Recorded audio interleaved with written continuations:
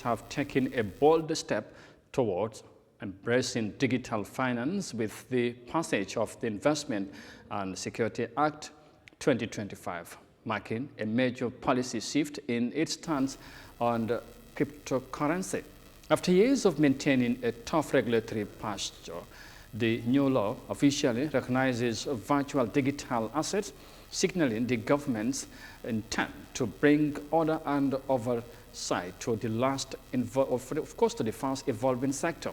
The new regulation has also been welcomed by financial analysts who believe it will give more legitimacy to digital assets. Here's more details of that in this report. For several years, the Nigerian government maintained a hardline stance against cryptocurrencies, with the country's central bank restricting crypto transactions in commercial banks. But the growing influence of digital assets, coupled with the need to regulate the sector, has now led to a shift in policy with the promulgation of the Investments and Security Act 2024. The new law recognizes virtual digital assets and investment contracts as securities and brings virtual asset service providers, digital assets operators and digital asset exchanges under the regulatory supervision of the country's Securities and Exchange Commission. The legal recognition is very, very important. It puts us at an edge over a lot of jurisdictions, noting clearly that digital assets has come to stay. And so it is very important that any jurisdiction that wants to play in it must have some legal backing around it. The new law also seeks to sanitize the digital asset space by curbing fraudulent activities and build trust in blockchain technology, concerns that have long plagued the crypto ecosystem. Investors can now expect improved transparency and accountability from the virtual asset service providers and the digital asset service providers. This is very, very critical. When there is no law, then there is no violation. When there is law, there is violation. As a regulator, the SEC is poised to take regulation to the next level, providing comfort for both the investors and the investees.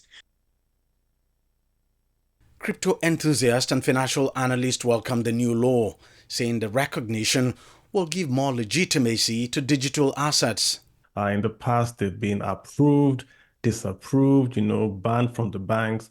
But I think with the Securities and Exchange Commission saying that, listen, we have you now in our act that you are, should we say, formalized, it does give them that stamp of authority and authentication, which is going to be like a big, big, big plus for them because they've been trying to, be mainstream more or less. And this is very, very good for them at the moment. Yeah. On the floor of the Nigerian exchange, brokers have applauded the move, saying it will help broaden the capital market. Especially with the inclusion of the crypto assets in the market. So there are more diversified products in the market where people can trade on. So like the young minds, they may prefer the crypto asset, while the old one may prefer the equity or bond or other markets.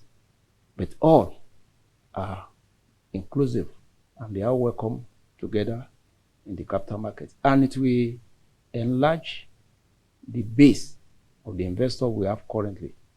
The SEC says it is working with other regulators and agencies like the Central Bank of Nigeria and the Economic and Financial Crimes Commission, among others, to ensure that the digital space remains safe. Besides, the new law mandates everyone involved in the crypto ecosystem to register with the SEC. Failure to do so, it says, would amount to a violation and would attract stiff penalties.